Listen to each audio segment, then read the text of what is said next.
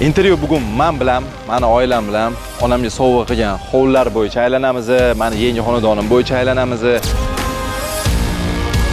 20 yildan beri orzu qilardik hovliga ko'chishni. Bir marta kelganmanda, bo'ldi, ko'ngil tushgan, lekin uncha pulim bo'lmagan. Bloger bo'lish orzulari paydo bo'ldi-da, realni. 100 mingga chiqsa, yangi mashina sovg'a qilaman, mana so'z berdim men. Bo'ldi, gap yo'q. Men romantikani ko'rsatmoqchi edim sizga. Rostni aytsam, remontiga bu yerda 300 ming dollar ketdi desam aldamayman.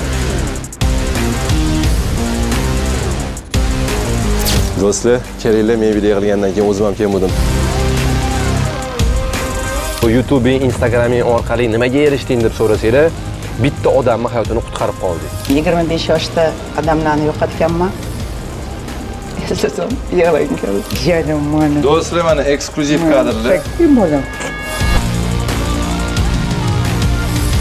Hammani kelayotgan 2026-yil bilan tabriklayman. O'ylab topishadi, okalari bor, buni kimdir bor deb. Agar shunaqa bo'lganda, men unaqa siqilib har kuni ishlab yurmasdim.